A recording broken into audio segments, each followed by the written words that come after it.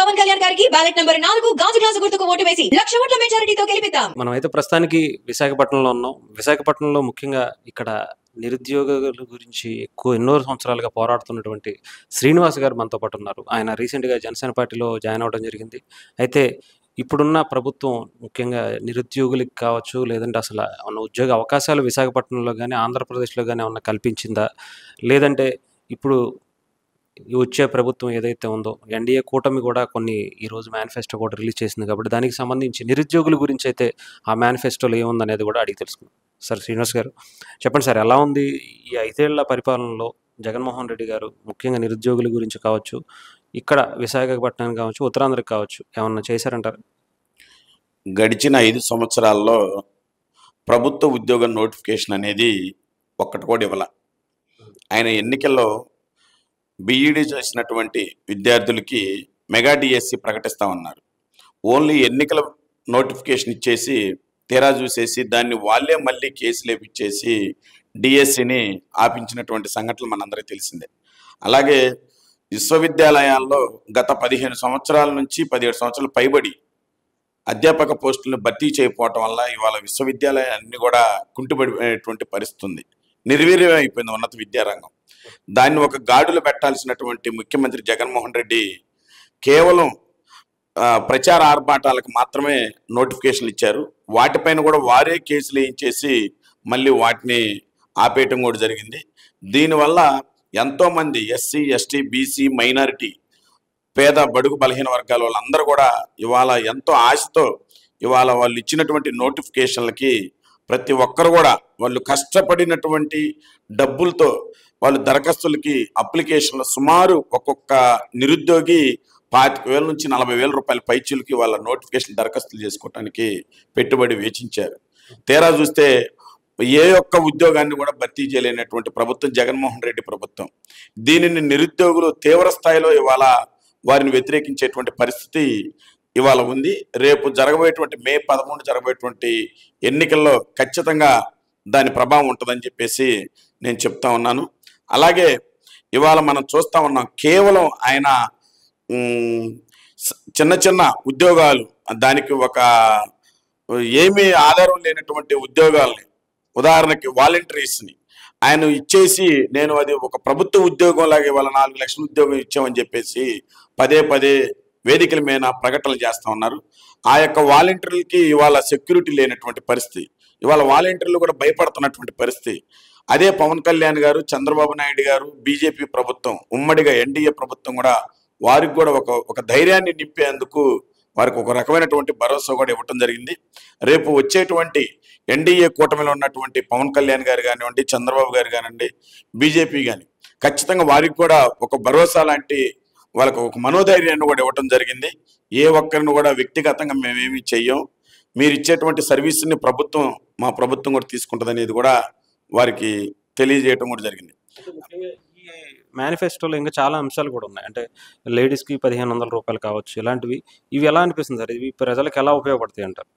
ఇవాళ ఖచ్చితంగా పవన్ కళ్యాణ్ గారు, చంద్రబాబు నాయుడు గారు అధికారంలో రాగానే మొదటిది నిరుద్యోగులకి మంచి హామీ ఇచ్చారు. మొదటి సంతకమే మేము మెగా డిఎస్సిని ప్రకటిస్తామని. చాలా అద్భుతంగా ఇవాళ నిరుద్యోగులు చాలా హ్యాపీగా ఫీల్ అవుతా ఉన్నారు. ఖచ్చితంగానే మనకి న్యాయం చేస్తారు.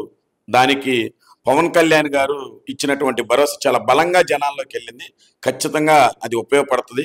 1,500 రూపాయల మహిళలను కూడా వారికి ఎంతో కొంత చేయుతిగా ఉపయోగపడుతుంది. వారికి ఏదో చేసుకోవటానికి ఒక రకంగా ఏదో 1,500 వల్ల ఏదో ఫ్యామిలీలు గడుస్తాయి అని కాదు, దీన్ని ఆసరాగా చేసుకొని దాని ద్వారా వాళ్ళ కుటుంబ పోషణ పని చేసుకోవడానికి ఒక మనోధైర్యాన్ని కల్పించడానికి ఆ పథకాన్ని ఇచ్చారు.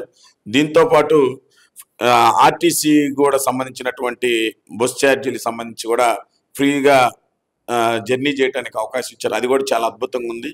ఏదైతే ఇవాళ కూటమితో పవన్ కళ్యాణ్ గారు, చంద్రబాబు నాయుడు గారు ఏదైతే ఒక మేనిఫెస్టోని ప్రకటించారో జనాల్లోకి చాలా అద్భుతంగా వెళ్ళింది. ప్రతి ఒక్కరు కూడా చాలా ఆనందంగా రిసీవ్ చేసుకునేటువంటి పరిస్థితి ఉంది. దీనికి 2 రోజుల ముందు జగన్మోహన్ రెడ్డి ఇచ్చినటువంటి మేనిఫెస్టో, ఈ మేనిఫెస్టో చూస్తే అసలు జగన్మోహన్ రెడ్డి ఇచ్చినటువంటి మేనిఫెస్టో గురించి ఇవాళ ఎక్కడ కూడా డిస్కషన్ లేనటువంటి పరిస్థితి ఉంది. పవన్ కళ్యాణ్ గారు, చంద్రబాబు నాయుడు గారు ఇచ్చినటువంటి మేనిఫెస్టో పైన ప్రతి చోట కూడా ఇదే చర్చ జరుగుతూ ఉంది. దీనిపైన ఖచ్చితంగా స్వాగతిస్తారు. ఖచ్చితంగా ప్రభుత్వం ఏర్పడుతుంది. అందరికీ కూడా పవన్ కళ్యాణ్ గారు అండగా ఉంటారు. ఖచ్చితంగా ఈ ప్రతి ఒక్క పథకాన్ని చంద్రబాబు నాయుడు గారి ద్వారా పనిచేయించేటువంటి పనిలో పవన్ కళ్యాణ్ గారు ప్రజల పక్షాన్ని నిలబడి ప్రభుత్వం ద్వారా పనిచేస్తారనేటువంటి విశ్వాసం ప్రతి ఒక్కరికి ఉంది.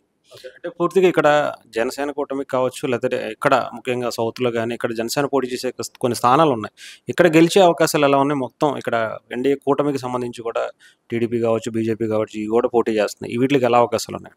ఉదాహరణకి విశాఖపట్నం సౌత్ చాలా మాస్ ఏరియా. ఎంతో మంది చాలా అట్టడుగు వర్గాలకు సంబంధించినటువంటి పేదలు సౌత్ నియోజకవర్గం విశాఖపట్నంలో. ఇవాళ మీకు 14 వార్డులు ఉన్నాయి. 14 వార్డులు స్లమ్ ఏరియాలే. బాగా పేదరికం, రోజు కూలీ నాలి చేసుకునేటువంటి జనాలే. పవన్ కళ్యాణ్ గారు కూడా దక్షిణ నియోజకవర్గం తీసుకోవడానికి కూడా ప్రధానమైనటువంటి కారణం కూడా అదే. ఎందుకంటే ఇంత మహానగరంలో చాలా ఉన్నాయి వనరులు కలిగినటువంటి, కానీ పేదోళ్ళు ఉన్నటువంటి నియోజకవర్గాన్నే ఆయన సెలెక్ట్ చేసుకొని ఒక మంచి వ్యక్తిని పార్టీ తరపున వంశీకృష్ణ శ్రీనివాస్ యాదవ్ గారిని అభ్యర్థిగా నిలబడటం జరిగింది. వారితో ఆ నియోజకవర్గంలో ఉన్నటువంటి కుల మతాలకు అతీతంగా ప్రతి ఒక్కరు కూడా ఆయనతో ఇవాళ జర్నీ చేసి ప్రతిరోజు కూడా 300 నుంచి 500 మంది ప్రజానికం ఇవాళ జనసేనలో చేరికలుగా చేరుతా ఉన్నారు. స్వచ్ఛందంగా వచ్చి ఇవాళ చేరుతా ఉన్నారు. ప్రతిపక్ష పార్టీ అయినటువంటి జగన్మోహన్ రెడ్డికి సంబంధించినటువంటి అభ్యర్థి కూడా డబ్బులు ఇస్తామని చెప్పి ఆశ చూపించినా కానీ ఇవాళ అవన్నీ కూడా లెక్క చేయకుండా స్వచ్ఛందంగా వచ్చి జనసేనలో చేరుతా ఉన్నారు. ఖచ్చితంగా వంశీకృష్ణ శ్రీనివాస్ యాదవ్ గారు 25,000 పైచిలకు మెజార్టీతో ఖచ్చితంగా గెలుస్తారు. పవన్ కళ్యాణ్ గారు ఇవాళ మత్స్య కార్మికులకి గురించి పదే ఇవాళ మత్స్య కార్మికుల పక్షాన నిలబడి వాయిస్ని ఆయన బలంగా వినిపించడమే కాదు, గతంలో కూడా వారికి జరిగినటువంటి మత్స్యకారులకు జరిగినటువంటి నష్టాన్ని కూడా ఎంతో కొంత ఆయన సొంత నిధులు ఇచ్చి సహకరించినటువంటి దాఖలని ఆ ఇన్ఫాక్ట్ దక్షిణ నియోజకవర్గంలో ఉన్నటువంటి వంశీకృష్ణ గారి పోటీకి అది చాలా బలంగా చేకూరింది. ఖచ్చితంగా రిజల్ట్ రేపు ఎన్నికల్లో చూపిస్తారు మత్స్య కార్మికులు. వారితో పాటు మైనారిటీలు, శెట్టి బలిజీలు, ఇతర చిన్న కులాలు అందరూ కూడా ఇవాళ ఉన్నారు. బ్రాహ్మణ సామాజిక వర్గం కూడా చాలా అద్భుతంగా ముందుకొచ్చి పనిచేస్తూ ఉన్నారు. ఖచ్చితంగా దక్షిణ నియోజకవర్గం గెలుపు తథ్యం. దీంతో పాటు విశాఖ జిల్లాలో ఉన్నటువంటి 4 సీట్లు కూడా ఖచ్చితంగా గెలుస్తాయి. దాంట్లో అనుమానమే లేదు. కూటమి అభ్యర్థులు మెజారిటీ సీట్లు గెలుచుకోవడానికి అవకాశాలు ఉన్నాయి.